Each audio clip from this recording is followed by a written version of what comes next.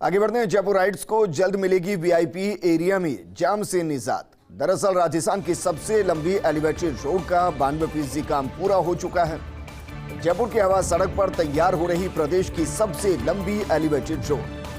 सबसे लंबी elevated road इस साल जुलाई से आम लोगों के लिए खुल जाएगी। जाम से उन्हें राहत मिलेगी और वो कम वक्त में अपने गंतव्य तक पहुंच सकेंगे। आपको बता दें कि जेडीए द्वारा बनाई जा रही एलिवेटेड रोड का मई तक काम पूरा हो जाएगा। मई में काम पूरा होने के बाद जून में इस एलिवेटेड रोड को टेस्ट किया जाएगा। इस पे लोड टेस्ट किया जाएगा, यानी कि कितने वजन तक कितने ट्रैफिक को ये कंट्रोल कर सकती है, सहन कर सकती है। सब कुछ ठीक रहा तो जुलाई से एलिवेटेड रोड पर सरपट गाड़ियां दौड़ती नजर आएंगी। खास बात यह है कि इसमें 2 एलिवेटेड रोड को हवा में ही कनेक्ट किया जाएगा, यानी कि हवा में ही जोड़ा जाएगा।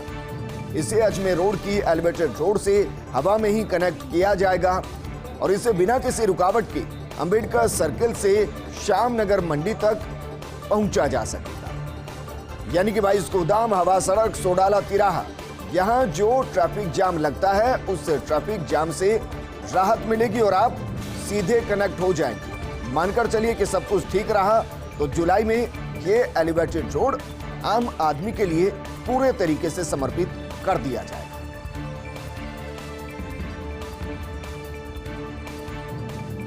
एक आपको खबर दिखाते हैं, समझिए कि अधिकारी किस तरीके से काम करते हैं, क्योंकि बकाया के नाम पर सील की और फिर होली पर खोल दी गई। मधुशालाओं वाले महकमे में हाड़ौती के एक जिले में ऐसा खेल हुआ है।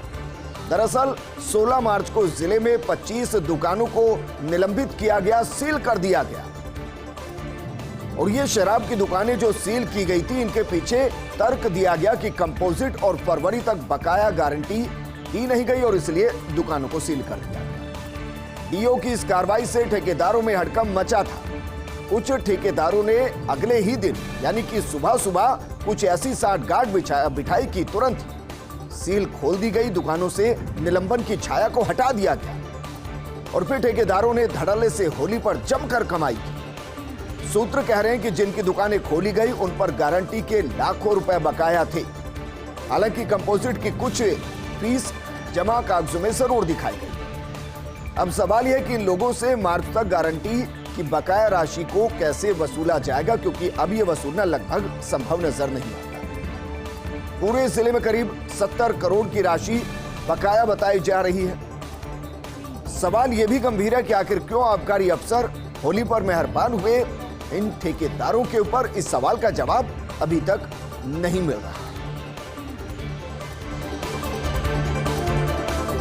और अब बात करते हैं आरएएस मेंस एग्जाम 2021 की, जो कल से शुरू हो रहा है। आरपीएससी ने 7 संभागीय मुख्यालयों पर 112 सेंटर बनाए। सबसे ज्यादा सेंटर जयपुर में है 40, उसके बाद सेंटर 23 जोधपुर के अंदर। परीक्षा सुबह 9 बजे से 12 बजे तक पहली पारी और दोपहर 2 बजे से शाम 5 बजे तक दूसरी पारी। 2 दिन 2 पारियों में परीक्षा आयोजित की जाएगी और लगभग 20,000 के आसपास परीक्षार्थी हैं। परीक्षा केंद्रों में अभ्यर्थियों की बिना फोटो आईडी के एंट्री अब नहीं हो। इसके लिए अभ्यर्थियों को परीक्षा केंद्र पर एक पासपोर्ट साइज फोटो और मूल फोटो युक्त पहचान पत्र ले जाना जरूरी होगा। आरपीएससी ने मेंस परीक्षा के लिए 20,102 अभ्यर्थियों को पात्र माना है। कोरोना संक्रमित अभ्यर्थियों की परीक्षा के लिए अलग से व्यवस्था की जाएगी। कोरोना संक्रमितों को आज शाम तक आरपीएससी को इसकी सूचना देनी होगी।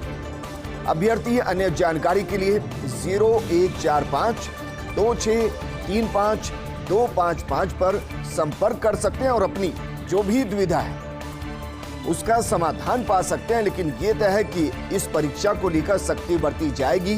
मेटल डिटेक्टर का इस्तेमाल किया जाएगा। इसके अलावा हर परीक्षा केंद्र पर हर कमरे के अंदर 2 प्रवेशक भी लगाए जाएंगे ताकि किसी भी तरह की नकल की कोई गुंजाइश ना बचे।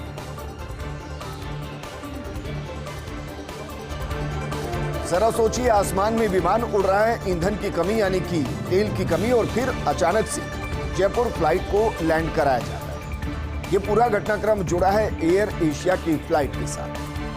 जयपुर एयरपोर्ट पर कराई गई फ्लाइट की प्रायोरिटी के साथ लैंडिंग यानी कि वरीयता के आधार पर उसे लैंड कराया गया।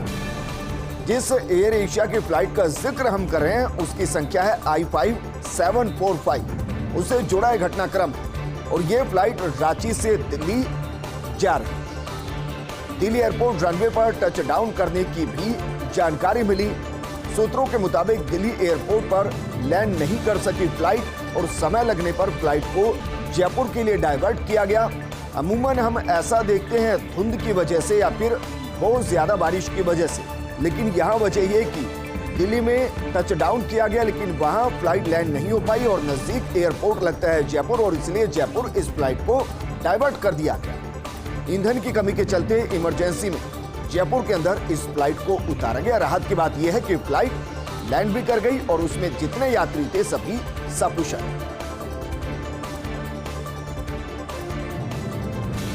और बात करते हैं यूपी चुनाव के बाद राजस्थान में सियासी गपशप। क्या अब भी कुछ नेता लेंगे बीएसपी का टिकट? ये सवाल अब राजस्थान में उठ रहा है। ये जानकारी सभी के साथ की पिछले चुनाव में 6 विधायक बीएसपी से जीत कर आए थे। यह अलग बात है कि आगे चलकर वो कांग्रेस में शामिल हो गए। इन 6 में से 1-2 की इच्छा एक बार फिर से बहन जी की पार्टी के साथ चुनावी मैदान में 2023 में उतरने की थी, यानी कि ये हाथी के सिंबल के साथ मैदान में उतरने की थी। मगर यूपी के ताजा चुनाव इन्हें सोचने पर विवश कर रहे हैं, मजबूर कर रहे हैं। कई अन्य कद्दावर चेहरों की मन और मस्तिष्क भी बदल रहे हैं। अब शायद ही आगे बढ़कर पहले पार्टी फंड जमा कराएं, पहले जुगाड़ लगाएंगे कांग्रेस और बीजेपी से टिकट लेने का। अगर वहां टिकट नहीं मिला तो क्या आम आदमी पार्टी को भी तवज्जो दी जा सकती है बीएसपी के ऊपर? यह भी एक सवाल रहेगा। यूपी में अपने जन्म के बाद बीएसपी पहली बार इतनी नीचे गिरी, या कहें कि बस खाता ही खुला है, उससे ज्यादा कुछ हाथ नहीं लगा। 403 सीट वाली उत्तर प्रदेश की विधानसभा में हाथी के निशान के साथ सिर्फ एक प्रत्याशी जीतते हैं, जबकि कांग्रेस 2 सीटें जीतती है। अपना दल आरएलडी जनसत्ता सुबह सबसे भी बीएसपी पीछे रह गई। अपने सबसे बुरे दौर में यूपी के अंदर बसपा नजर आई। सिविल एविएशन की तरकीबें काम नहीं आई। C-90 वायुयान दोबारा होगा नीलाम। इस वायुयान के बेचान के लिए फिर से विभाग को बिडिंग प्रक्रिया से गुजरना होगा। मुख्यमंत्री गहलोत ने दी इसके लिए मंजूरी। 17 फरवरी को हुई थी इससे पूर्व नीलामी प्रक्रिया। तय 7 दिनों में सफल बोलीदाता नहीं जमा करा पाया 25% राशि। विभाग के प्रयास करने पर भी सेकंड बिडर खरीदने को तैयार नहीं हुआ। अब एक बार फिर से बिडिंग के प्रक्रिया के जंजाल में विभाग उलझा हुआ है। इसे एक एयरक्राफ्ट को लेकर अलग से करनी होगी अब पूरी प्रक्रिया। इसे नए सरकारी हेलीकॉप्टर वायुयान खरीद में भी देरी हो रही है।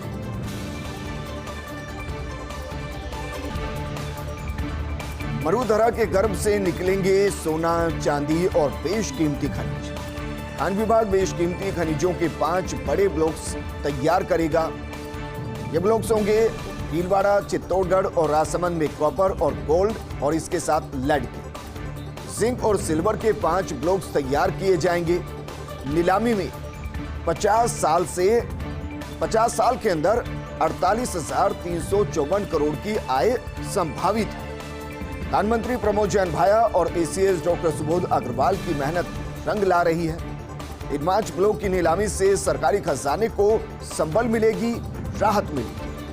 अगले महीने तक ब्लॉक तैयार कर ई नीलामी के लिए प्लेटफॉर्म पर इन्हें लाया जाएगा। और अगर ऐसा होता है तो वाकई में जिस तरीके से ये नीलामी की प्रक्रिया आगे बढ़ेगी, हो सकता है कि आने वाले वक्त में और इसी तरीके के ब्लॉक तैयार किए जाएं और उससे राजस्थान को राजस्व के अवसर प्रदान होंगे।